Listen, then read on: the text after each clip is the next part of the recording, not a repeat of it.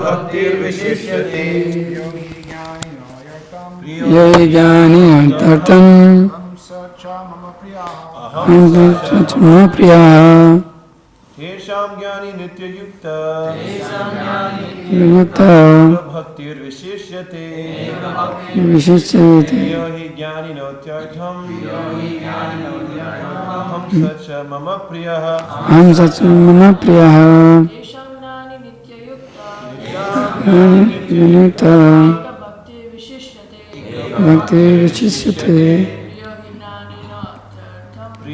ज्ञानन्यर्थम् प्रियः स च मम प्रियः तेषां ज्ञानी नित्ययुक्ता एकभक्तिर्विशिष्यते प्रियो हि ज्ञानिनोत्यर्थम् अहं स च मम प्रियः तेषां ज्ञानी नित्ययुक्ता भक्तिर्विशिष्यते विशिष्यते प्रियो हि ज्ञानिनोत्यर्थम् हि ज्ञानम् अहं स च मम प्रियः केषां ज्ञानी नित्ययुक्ता एकभक्तिर्विशिष्यते यः ज्ञानिनोत्यर्थम् अहं स च मम प्रियः. Okay, Mataji's, mothers.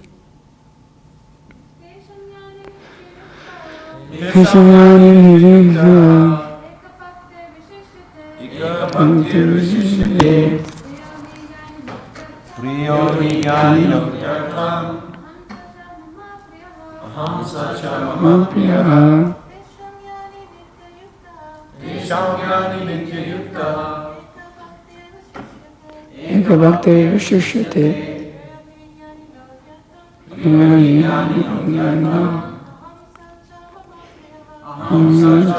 प्रियः ज्ञानी नित्ययुक्ता भक्तिर्विशिष्यते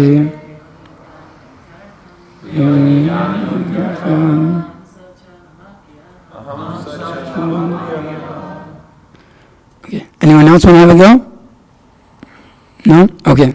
All right. Tesham, out of them, jnani, one in full knowledge, nityayuktaha, always engaged, eka, only, bhaktihi, in devotional service, vishishyate, is special, priyaha, very dear, he certainly, jnaninaha, to the person in knowledge, atyartham, highly, aham, I am, saha, he, cha, also, mama, to me, priyaha, dear.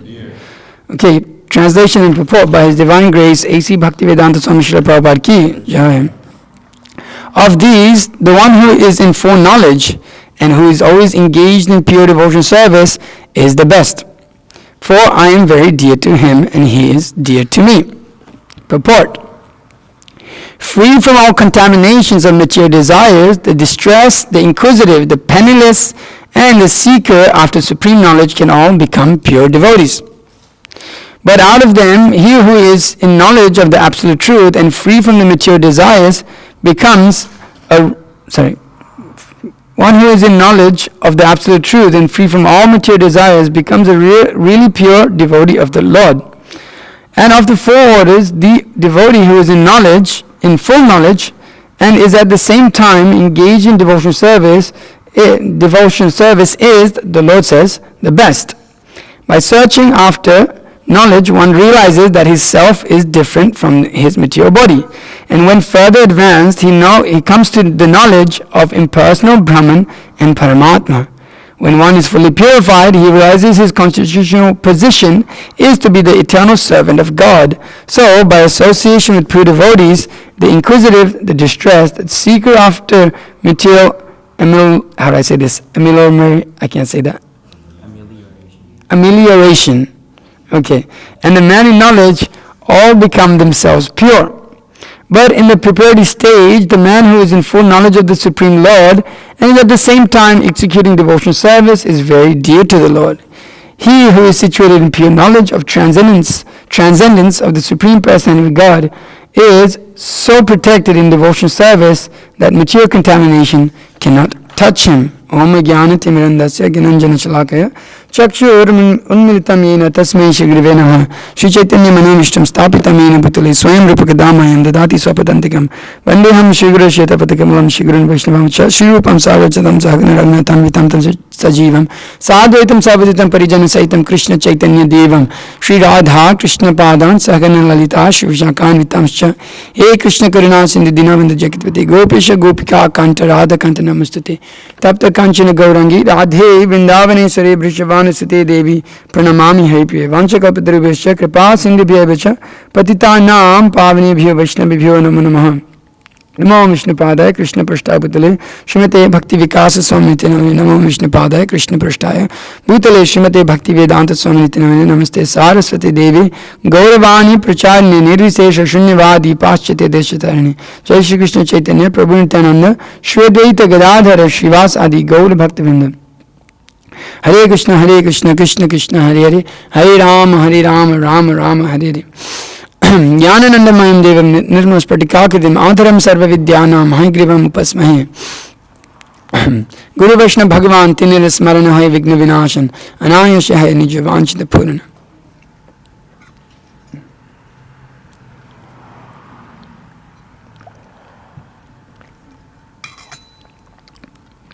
Okay, so we've been discussing obviously this Bhagavad Gita, Song of God. Means God is revealing how to approach Him, how to understand Him, how to get close with Him. Now, God, what is the definition of God? Anybody? Huh? Yeah, full of opulences, right? 6 opulences. Being that He's very beautiful, very strong, very, wealthy, renounced. So these qualities are there. But that's you could say some level of knowledge is required. But in general, what is the understanding of God? What is you're generally taught? What does God mean? Anyone? All knowing, yeah? All cognizant, that's one aspect. He's all knowing, yeah? He's all knowing, yeah, He knows everything. He knows everything that is going on. And what's the other one? Enjoyer. Yeah, sure, He's the enjoyer. But in Srimad Bhagavatam, first verse, fully independent. Right? He's full of knowledge. He's full of independence. That is one of the primary definitions that's given to God. Right? That is given to the Supreme Personality. Why? Because it must be defined. There must be some idea of who is God or what is His nature. Because some people have the idea, well, we are God. Right? That you and me, we're all God. But are we fully independent? Anybody? Anybody fully independent here? No? Okay. Good. All right. Nobody's an illusion. All right. Because we can see we're dependent on our jobs to provide money. We're dependent on Walmart to give us food. Dependent on your car to get around, such and such. Anybody full of knowledge? Anybody know everything? No, we were discussing last week, knowledge itself. where we go to get knowledge, how we get knowledge, the purpose of knowledge. So we do not have all this. So therefore, we are not God, right? We have some level of independence though, right? In this human form of life. You can make some choice, little choice here. You can choose to go left or right. And you can choose whether to buy this type of food or that type of food, to go to this type of school or go to that type of school, study this or study that. So you have a level of independence, but it's not fully independent. And you have a level of knowledge, but it's not full knowledge. So God, who is full of knowledge and fully independent, is giving this knowledge on how the living entity can come to the platform of having a relationship with that person who is full of knowledge. So he has given these 4 persons that are generally those who come to God consciousness or to worship God. They generally are under these categories. One who is distressed. When we go through some tough time in life, we are kind of bewildered or perplexed by a situation in life. Sometimes, somehow or other, it just happens, nothing makes sense anymore. We look around ourselves and everything that we've done in our life, you may start to question it. Well, was it worth it? Was it worth it living like this so far in my life? Has it been worth it for others? Are they happy? Generally, the distressed means we ask this question, is everyone happy in this world by what they're doing? By working this job, by earning a bunch of money, by getting beautiful women, are people happy in this world? Or one may just undercome very difficult financial situation or such and such. And in that situation, not knowing where to go for help, one approaches God. Similarly, those who are penniless, when you don't have money, like I said, financial distress may be there.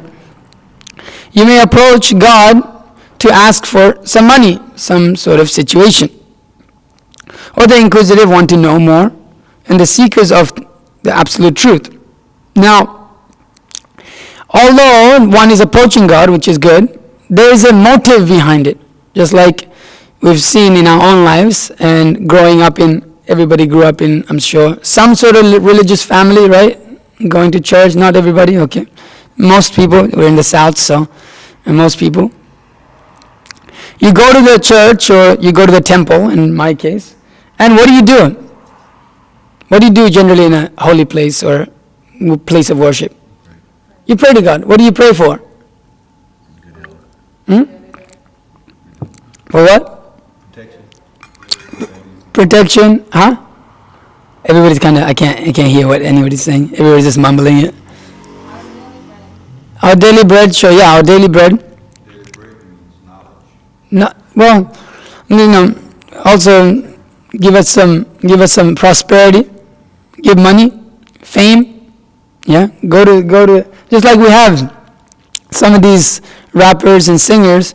They well, God gave me all of this. God put me here to do all of this. God put you here to rap about illicit sex and killing people and getting with a bunch of women and drinking and smoking. That's what God did. You go to the church or the temple to ask God for something, generally. It's not so much done with the idea, well, let me just love Him. It's done with the idea, well, God, I'll love you if you give me something, right? Everybody has that one person in their family. If you have a little money, it's like they talk to you. Hey, how you doing? What's going on? They speak to you, but you can know the motive behind it, right? That eventually they're going to ask you for something. It's like, hey man, I need a few $100. You think you can get me a new phone or something too while you're at it? So, sorry, it's a hot day today. So people, even us in our lives, if we have something and somebody approaches us, we may be a rich person. That was my experience, not that I'm a rich person, but moving from Nepal to Australia, immediately you're looked at as like, oh, you have so much money. because you went to the Western world, and the Western world, the money is so much more here. Like $1 here is worth 90 rupees in Nepal, for example. So everybody thinks you're rich all of a sudden, right? You have so much money. And everybody wants to be friendly with you in order to take money from you. And we see that here also. Even those who have great amounts of money, the great actors and the singers and all of this, all of their friends generally hang out with them so they can get the rich experience. That okay, they have a yacht and they have this Lamborghini and they can go to this big mansion. And you can see that the relationship that is created from that is not so tasteful, right? It doesn't have. It's not actually, there's no real relationship there. It's just of a business exchange. Those who approach, those who can give shelter to others, have the possibility with a material motive. It generally, there isn't so much of a relationship.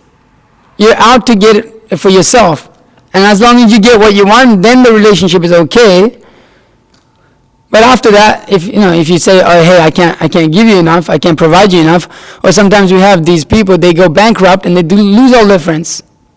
Yeah? What is that? Kanye West had a song, Real Friends, How Many of Us? Yeah? that was like the last album that I listened to before I became a monk. So I remember a few things here and there. And J. Cole's album. So Forest Hill Drive? I can't remember. No, Nicole, what the news? I don't remember the last one. Okay. It's like it went like that, right? Real friends, how many of us, how many love us? Trust issues. So we have trust issues. How much do they actually love us? As long as I can give them money, then it's okay. Then everything is all fine. So as long as we go to God and we ask God, give me this much money, provide me this, provide me that, then, and as long as He gives it to me, then we're good. Then I'll continue to come and worship you. But as soon as my material comfort is taken away, who is God?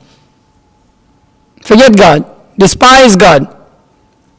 You see that? You see that often?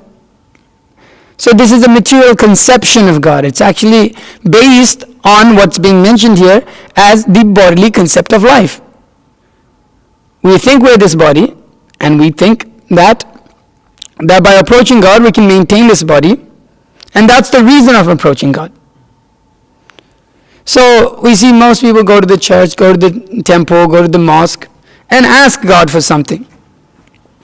That is one level, and that is okay. But it's not really a real relationship. It's not really a loving relationship. It is a condition-based relationship. And nobody wants that, right? Anybody want that here? A condition-based relationship? No. You have a girlfriend and she's with you just because of your money. And you know that, some people know that.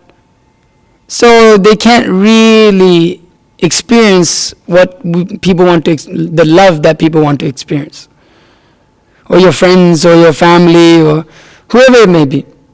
You know that is conditional. So similar, it's the same thing. It's the same thing with God. When we approach God with this idea, let me get something from Him, that love or that loving relationship is conditioned by this material conception of life, that I need something from God. But like we discussed, what was one of the qualifications of God? What was it? Independent. The other one? From this side. Anybody? What was the other one? You had it. Knowledge. He's full of knowledge. That means God knows everything. He's fully cognizant. He's sitting in the heart of every living entity. He is in the heart. He knows what we want. He knows what we need. We can look around us. Even the animals are being maintained nicely. God is maintaining everyone. Everything. Even the elephant is being maintained. Do you know how much an elephant eats?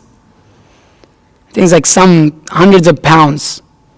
Like 200-300 pounds a day. Of what, I don't know, eats grass, I guess, or trees and leaves. But God is providing for all of these living entities. The lion has to eat. The deers have to eat. The hippos. All of these living entities who eat a lot have to eat, they have to sleep, they need a place to live. God is providing for all of them. So for one who approaches God with love, will He not provide for us? Will He not provide for us? Of course He will. Of course. Just like often our spiritual master would give the example that if you have $1 million, that $10 is included within that, $1,000 is included within that, 100,000 is included within that. They're not independent. So when one approaches God, that knowledge that maintenance is not independent. It's not that we have to ask God, okay, give me this and give me that. He knows what you need. He knows what you need. You can ask, sure, but generally it's tainted with material motivation. So one point being mentioned here is that by searching knowledge for knowledge after knowledge, one realizes that his self is different from this material body. So this is the first thing that must be realized in order to come to the understanding of pure love for God. We have to understand that you're not this body. That you're not this material body, that this form of a black or a white or Asian or African or whatever it may be, Australian, American. These are temporary designations of this world. These are just coming and going. You're just passing from one body to another. This is not your real self. For one who thinks such a way, he is an illusion. And therefore, if he approaches God on this platform of thinking himself to this body, that relationship with God or that approaching of God will only be conditioned by these material things. Because one will think, oh well, this is what I need to maintain, this body. So give me this, give me that, give me this, give me that. Or it's conditioned in order to understand God. Christian God, Hindu God, Muslim God.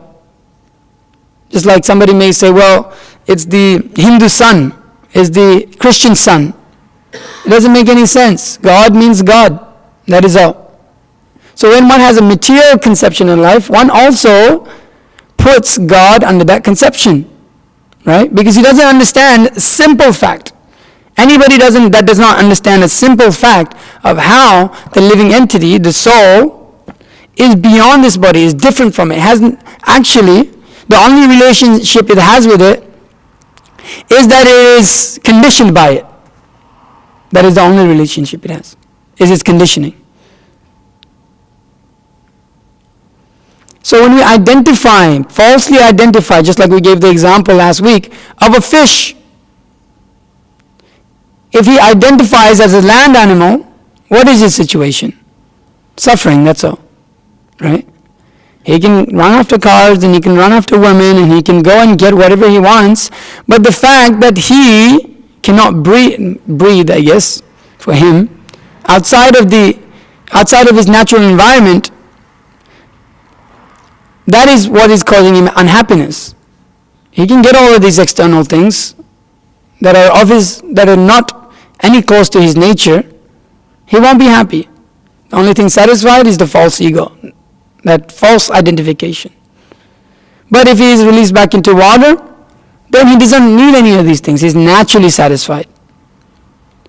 So the living entity stuck in this material body, stuck under the conception of this bodily conception of life, of what may be black community, white community,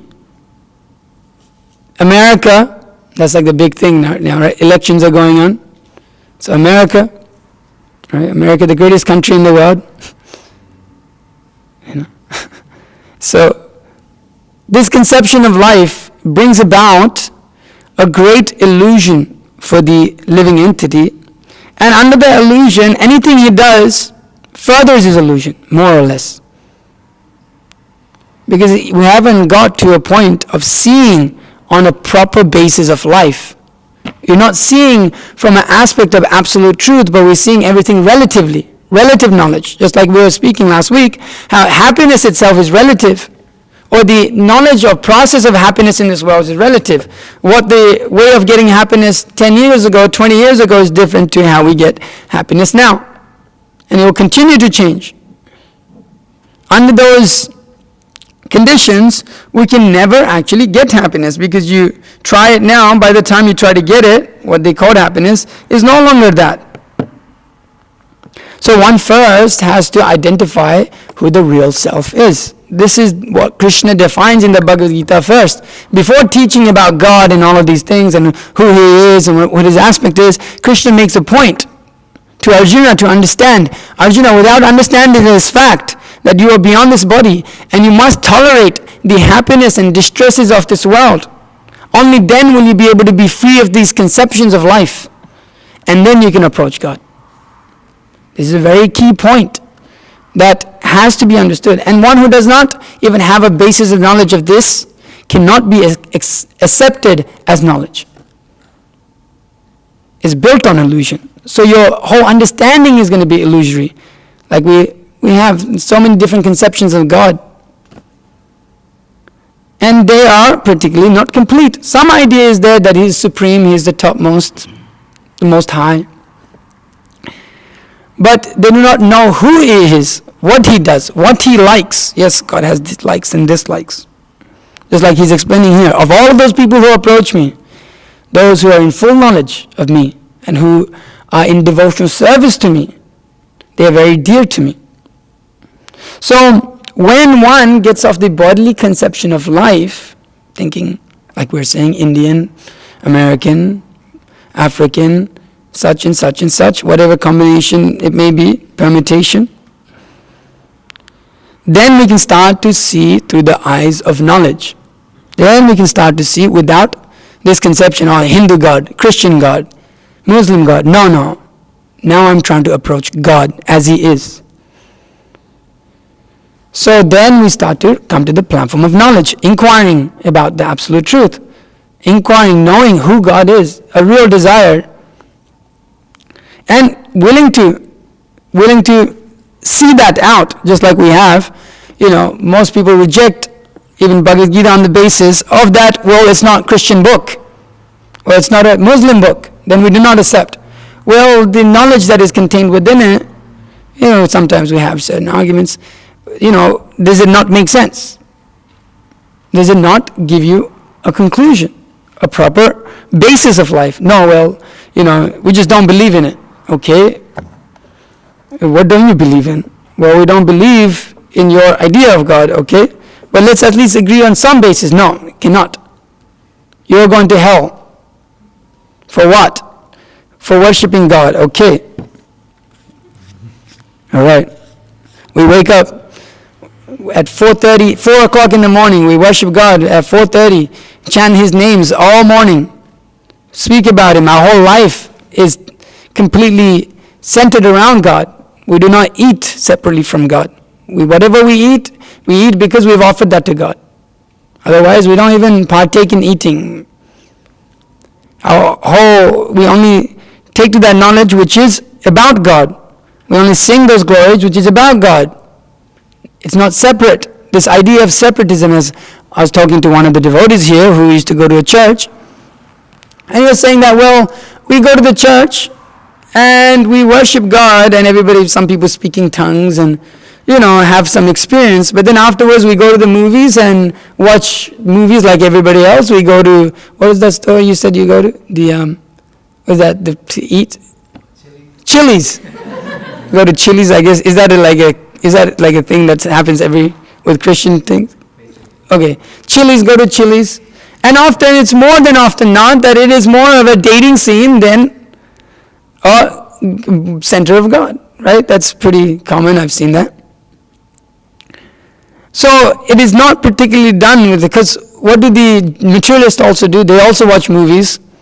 They also go to Chili's. They also listen to all of these songs by, what we call karmis, materialists. So what's different? It's separate idea that there is God and there's my life,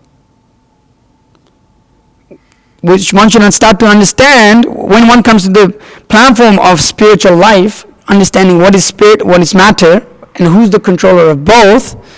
Then he gets beyond this platform. There's no separate. God is the owner of everything. God is the topmost personality of Godhead, and He is the only thing in my life. It's not separate. It's not separate. There's no separate. This separatist idea is created by this illusion that I am this body. I have to enjoy it. So that gives rise to this separatist idea. So when we are conditioned with this material body, there is no question of a real conception of God. And therefore we have so many problems in realizing God, in understanding God. So the Bhagavad Gita is on the basis of this, of spiritual life, going beyond just some material exchange with God. So one has to purify himself by, how do we do that? By hearing, right? By hearing, well, you have to have an unconditional love with God. It shouldn't be conditioned. Whether your life is doing really great or your life is in hell, under all circumstances, I consider God, I give myself to God. God may put me in a very difficult situation or in a very good situation. Independent of it, I shall worship God and love God.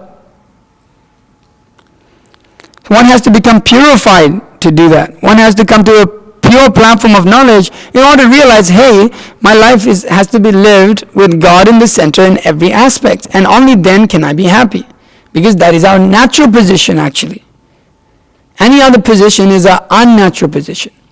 Any other material position, whatever it may be, is an unnatural position. God may give you the prosperity, just like Srila Prabhupada would often say, they go to the church or mosque or temple and they pray to God for so much money, and they get it and then they forget God.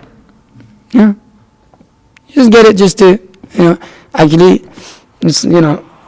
I don't know about the rest of the devotees here, but that was the way that I came to Krishna consciousness also. Some distress is there.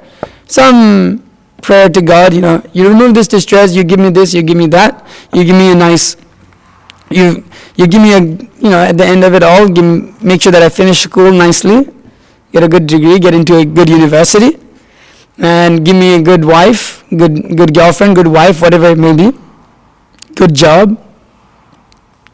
So try to cover all the bases when you go to God. But actually, in the Srimad Bhagavatam, there's a nice prayer by a great devotee who initially aspires to pray to God just for the sake of a kingdom, a whole kingdom. But he realizes that when he sees God or gets the mercy of God, he realizes that he was looking for broken glass, but he got diamonds. That we are just simply approaching the Supreme Personality of Godhead for some broken glass. Some undesirable thing actually. This material thing is not so desirable.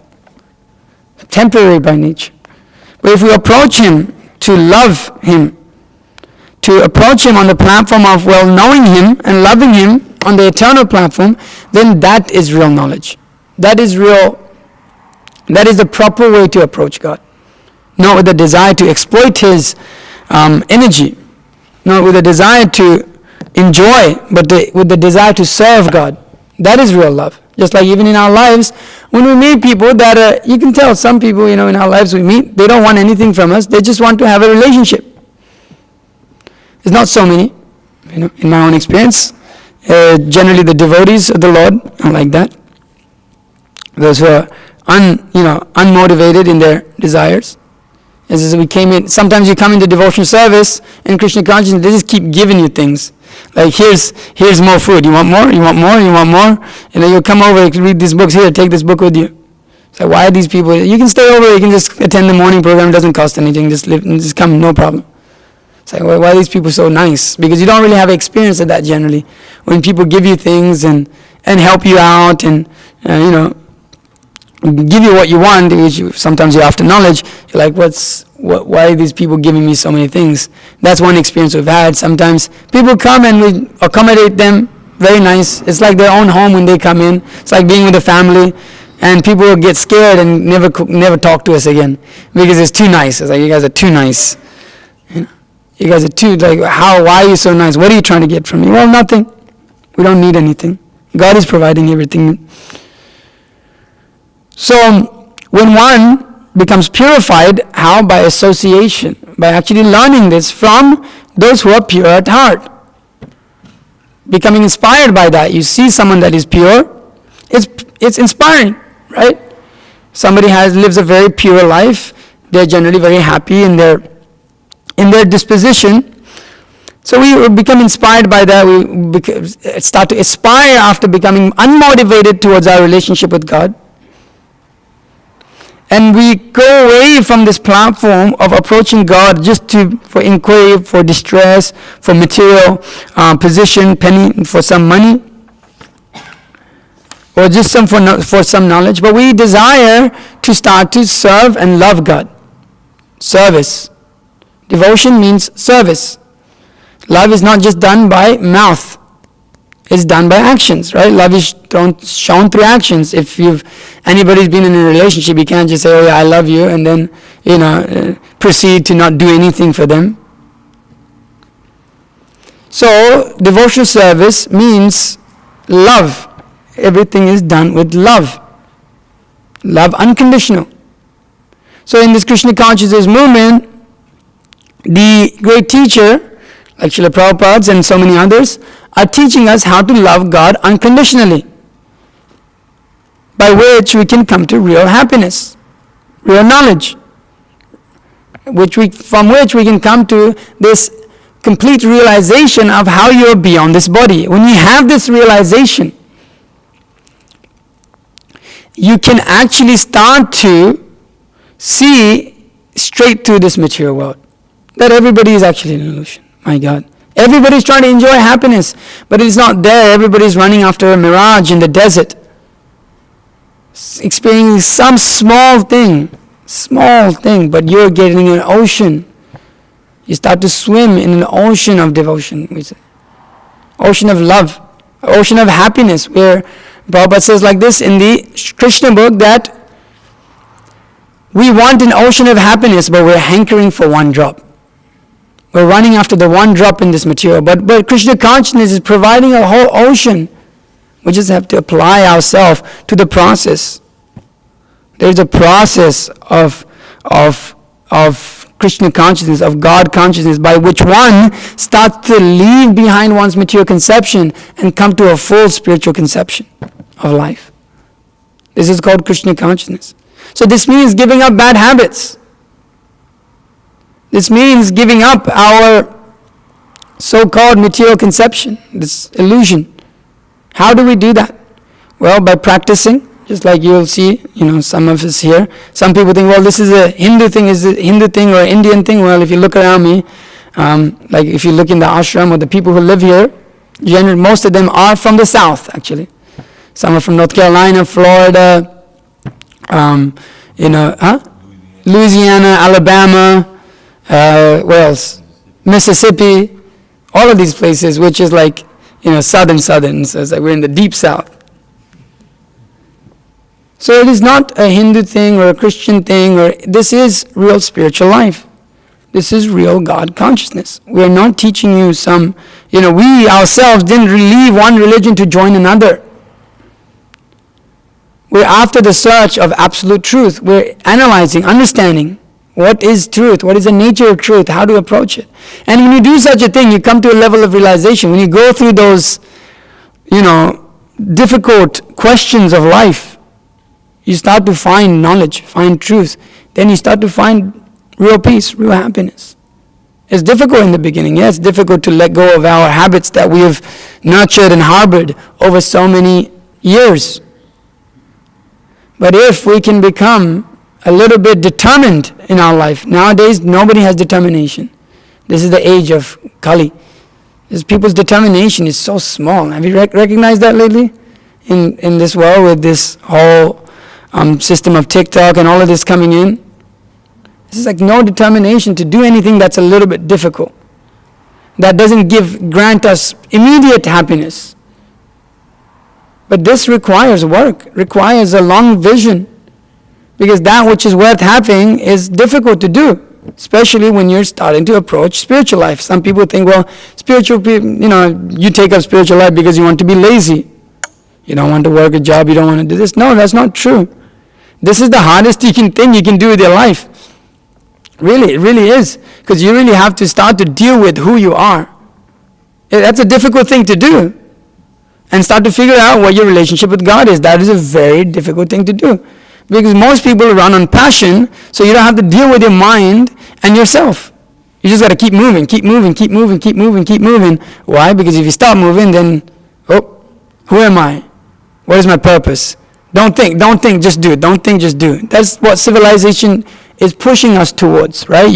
I was speaking with my friend here yesterday, and we were speaking that you work 40 hours a week is, his first experience of working 40 hours a week is that you just wake up, go to work, come back, you're too tired, go on your phone for a little bit, do whatever, and then go to sleep, wake up, do the same thing. My experience of working my first 50 hours in my life, anybody work 50 hours a week here? You do? You work 50 hours a week? You've done it? You've done it? You do that right now? Who else has done it or does it? Yeah, everybody kind of, yeah. I don't know what your experience was, but I would go to work, I'd come back, I'd be so tired, go to sleep after like 2 hours getting home, and then I would dream about work. Anybody had that? You're in the damn cashier, here you go. I used to be a shoe salesman, so I used to sell shoes in my damn sleep. I was like, oh my God. And you don't know what day is what, because you're just being like dreaming about work all the time. Yeah, just continued nightmare. Yeah, well, I can't wait to get home. You get home and you're like, damn, what am I meant to do now? And then you just watch a movie or something because you're too tired. That was my thing. I would be too tired. I'd watch like 3 movies and then pass out. I couldn't find movies to watch anymore after 3 years. I didn't know what to do. You watch the same movie, it's not the same again. So it's like civilization is pushing us towards this in which you can't even think about who you are. Because if you do, then too many questions come up and it's too much of a headache to deal with. And then you can't go work your 40-hour job, Because you want to figure out, but you just don't have the time. Or some people just don't want to figure it out because it's too difficult. Because one realization that I personally had is that letting go of material things is the easiest thing you can do in spiritual life, actually. Really, looking back now, it's like, that was really dumb. I should have done it earlier. It's like, what was I attached to? It doesn't belong to us anyways. And we have this conception that, well, I'm going to enjoy. In the future, I shall enjoy. That is generally our thing. In our minds, we hold that in the future, I'll be such and such, and this I'll be happy. And we work ourselves generally to be such a great person. Anybody played sports when they were young? Right? Most people. Basketball, what else? What did people play here? Basketball, huh? Soccer. You play soccer here? Not so many. Football. Football is a big one, right? Football. You played football? Okay, what did you play as? What was your position? Wide receiver, okay. He was fast? Okay, you're fast, okay.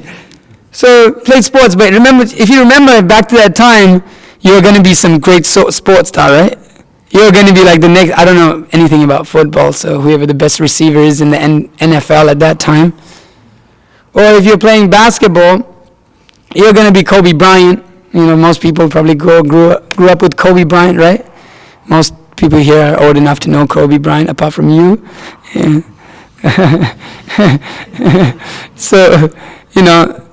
So we had some idea in our head that anything we would do, we'd imagine to be like that superstar. And I'm going to get there one day. But reality kicks in and you're like, okay, I'm not going to get there one day. So it's like that. We generally hold ourselves to be bigger than we are. So it's an illusion. But actually, to let go of material things is the easiest part, but then to actually start to work on the platform of your mind and actually see all of the different hang-ups and the unwanted things you have in those minds and the false ego, it's like, my God, there's a lot to deal with. There's a lot more. There's a lot more attachments in there than just your attachments materially or this and that. Letting go of that, remember, is the easiest thing now. Because you start to face so many more hurdles in your mind.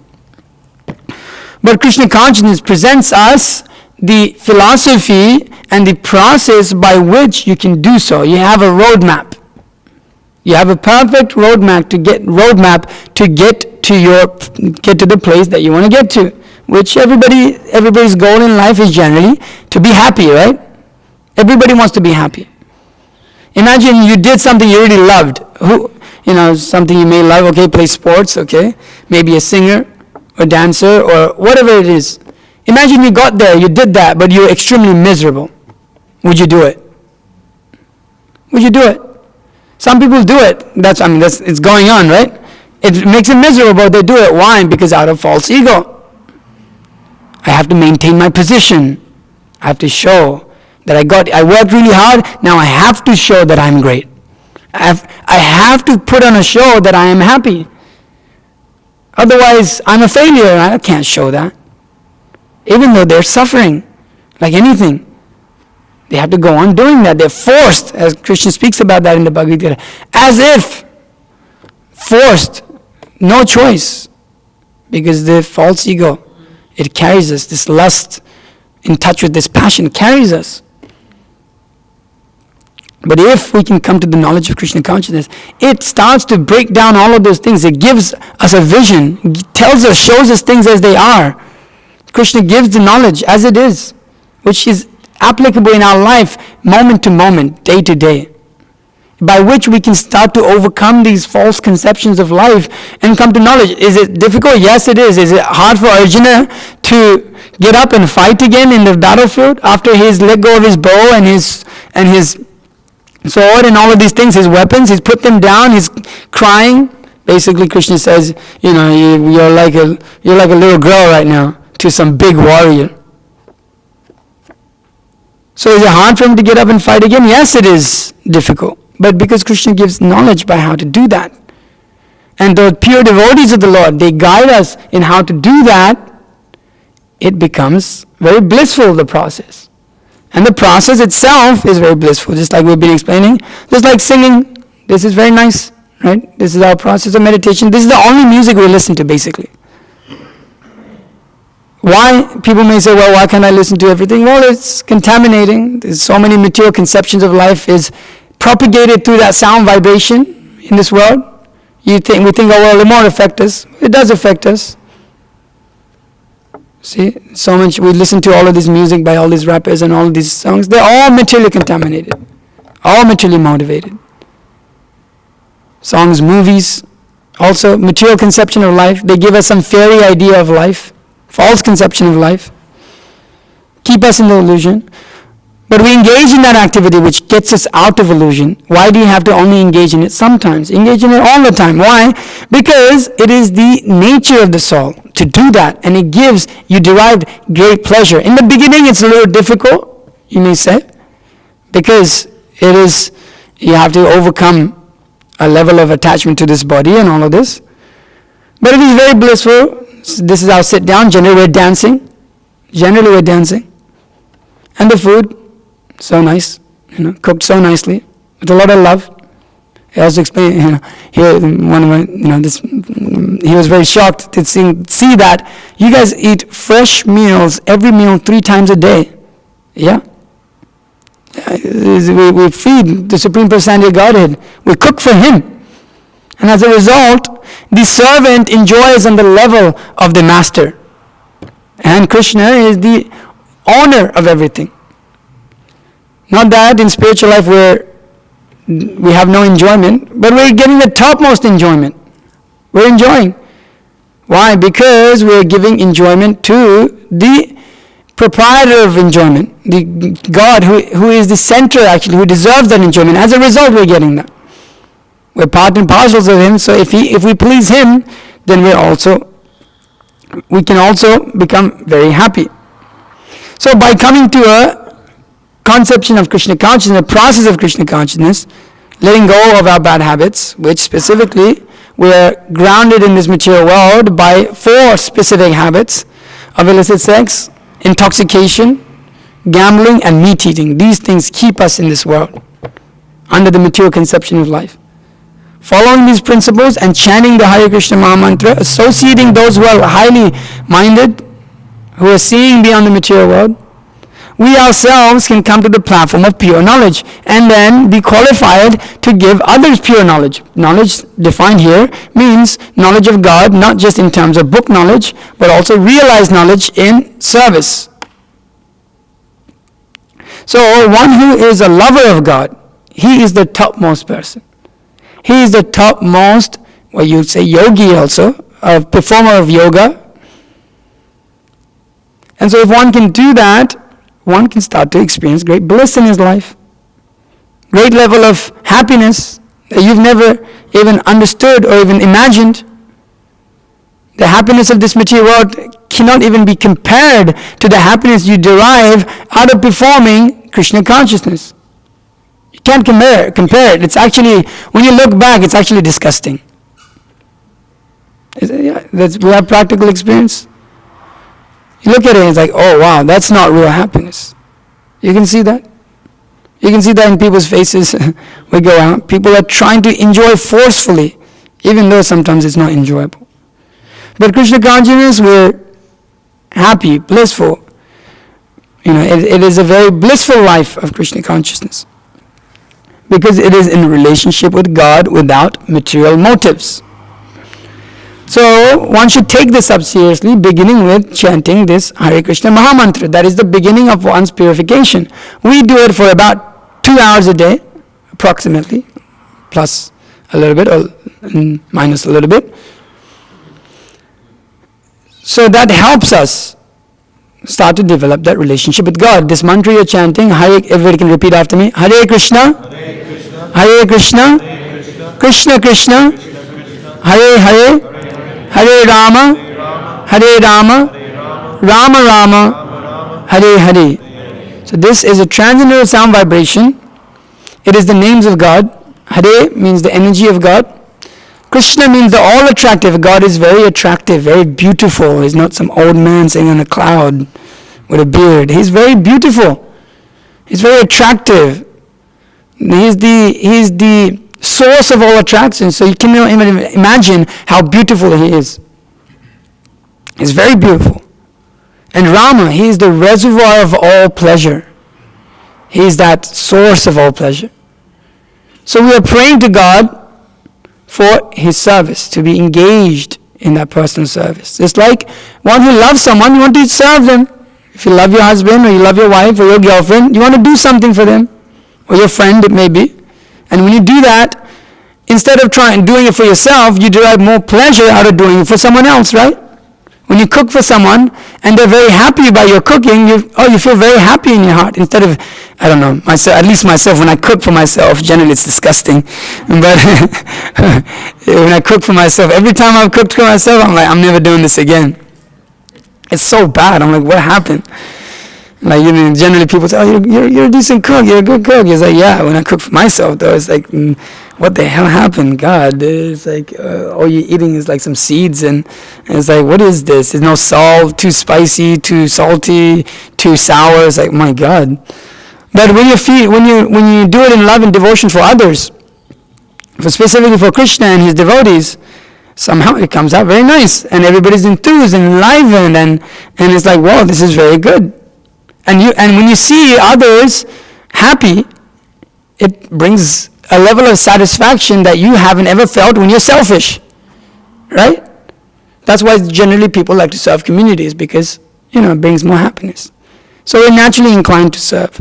So with that service in this material world comes with some material motivation, but as is being directed here, if we do that with unmotivated desire for God, then it is complete. That tendency for service, happiness, love, knowledge, all of these things are completely available in one place. You don't have to go here and there, here and there. Just like the root.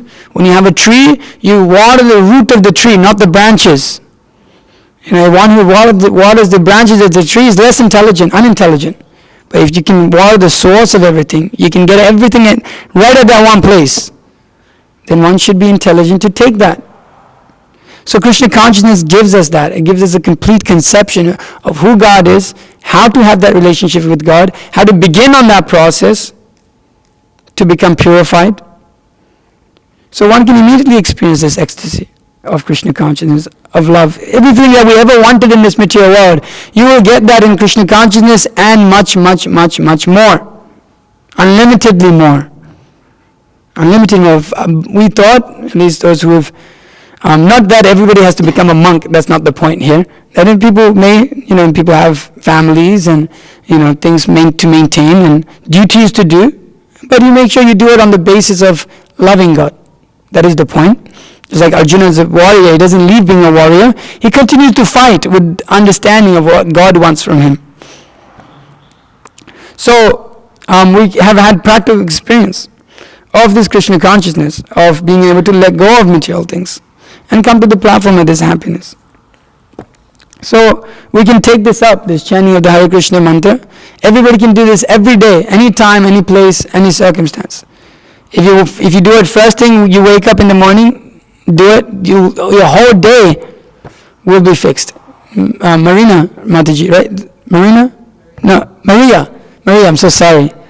She has practical experience. You still chanting 16 rounds? Oh my God. Sometimes more. So good. Amazing.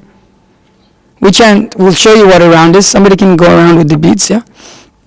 So, by taking this up, chanting of this mantra up, man means mind, tra means to deliver the mind from this material existence, material conception, and bring it to a spiritual, completely purified. Then we will be happy. Then we'll be satisfied. And we'll show you how to do that. And you can keep these beads with you, and people can give a small donation for them. That would be very helpful. So is there any questions or comments that people would like to ask? And it's open up for that. Okay, anything at all? You don't have to be scared. You can ask anything. No problem. Nothing in the men's, anything from here? No? Everything is clear? Everything's okay? So that means everybody's going to chant Hare Krishna every day for the rest of their lives, right? No? Not yet? So you can, there's some beads for you. Like 2 days, 2 consecutive days. 2 consecutive days. It's pretty easy, 10 minutes a day. I can do that. 10 minutes a day. It makes your day go better. Huh? It makes your day much better. It makes the day much better, yeah. Much, much, much better. So, you're going to come around with some of these beads. If there's any questions, no? I think, okay. All right, everything is understood. Or nothing is understood, one of the two. Too confused to ask a question.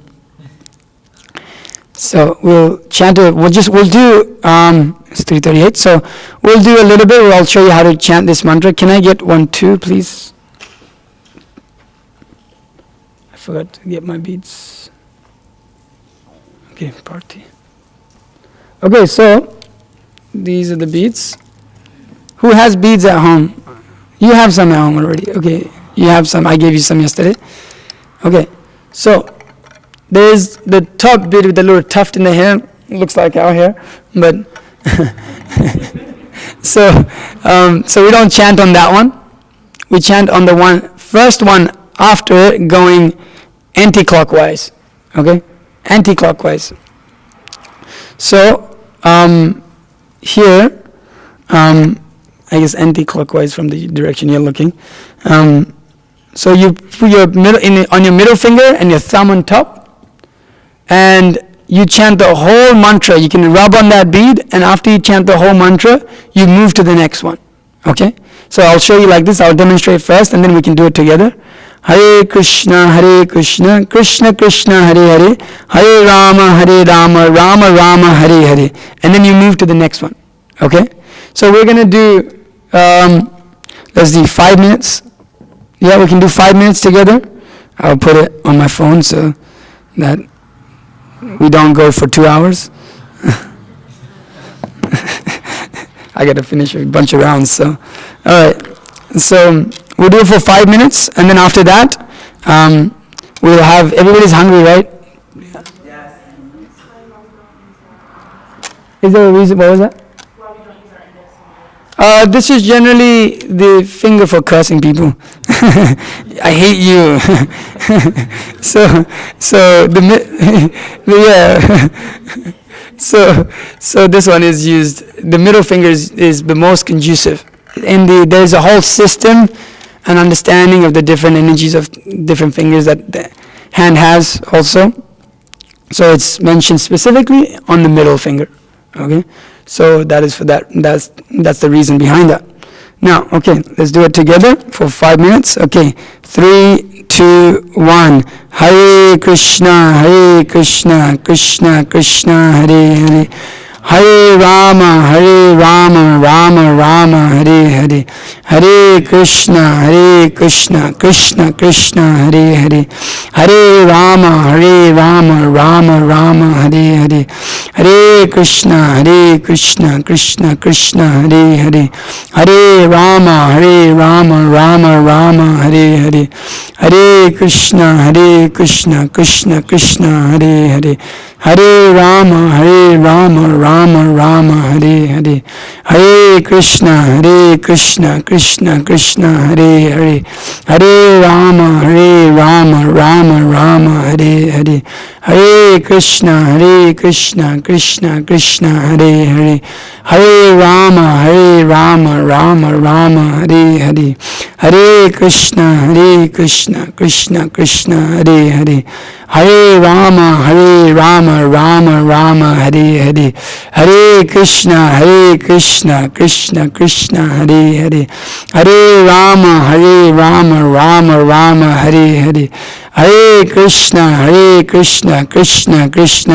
Hare. Hare Rama, Rama Hare Hare. Hare Krishna, Krishna Krishna, Hare Hare. Hare Rama, Rama Hare Hare. Hare Krishna, Krishna Krishna, Hare Hare. Hare Rama, Rama Hare Hare. Hare Krishna, Krishna Krishna, Hare Hare. Hare Rama, Rama Hare Hare. Hare Krishna, Krishna Krishna, Hare Hare.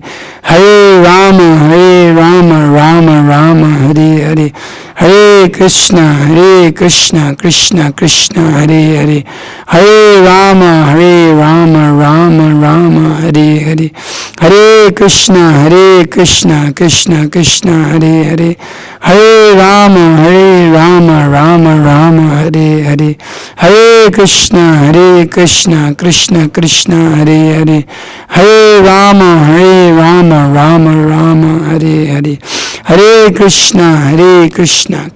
Krishna, Hare Hare. Hare Rama, Rama Hare Hare. Hare Krishna, Krishna Krishna, Hare Hare. Hare Rama, Rama Hare Hare. Hare Krishna, Krishna Krishna, Hare Hare. Hare Rama, Rama Hare Hare. Hare Krishna, Krishna Krishna, Hare Hare. Hare Rama, Rama Hare Hare. Hare Krishna, Krishna Krishna, Hare Hare. Hare Rama, Rama Hare Hare. Hare Krishna, Krishna Krishna, Hare Hare. Hare Rama,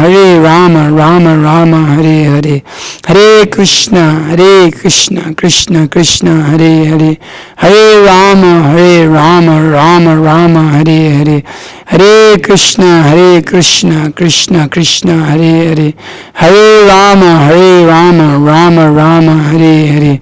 Hare Krishna, Krishna Krishna, Hare Hare. Hare Rama, Rama Hare Hare. Hare Krishna, Krishna Krishna, Hare Hare. Hare Rama, Rama Hare Hare. Hare Krishna, Krishna Krishna, Hare Hare.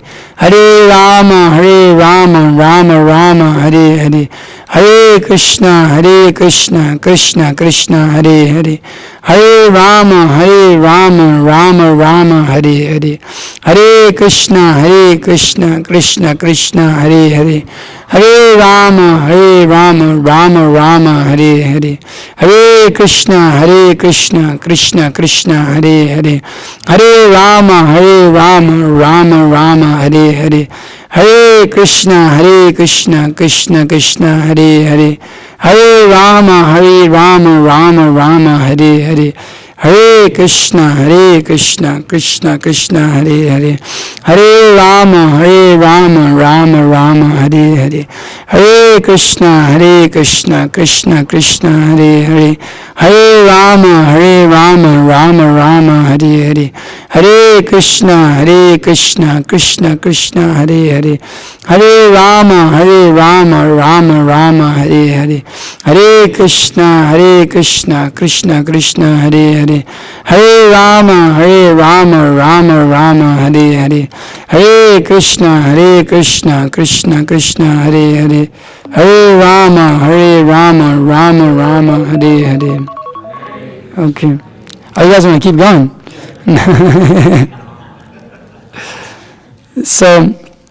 So yeah, please chant this mantra every day. You can chant it. Can you chant it for a week straight? Yes, you do it for a week. If you come back and you say, I don't like it, and then you got to do it for another week and we'll give you cheesecake. So yeah, please chant this mantra. I'm serious about the cheesecake too. So please chant this every day and make it a part of your life. You'll see a great difference that the more you do it, the more you'll want to do it more.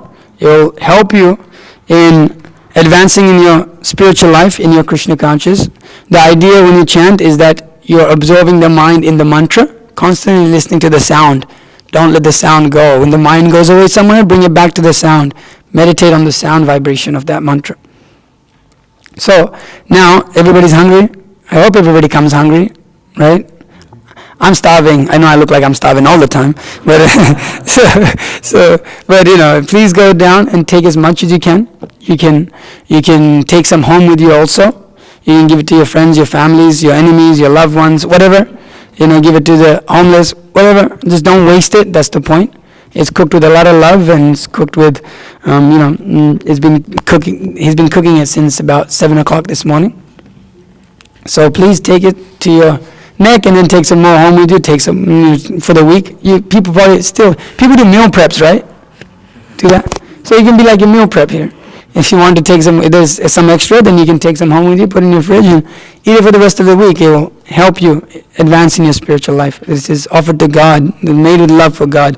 So you'll get the love of God. So please, you can make your way downstairs and line up and take as much as you can. All right? Thank you very much. Hare Krishna.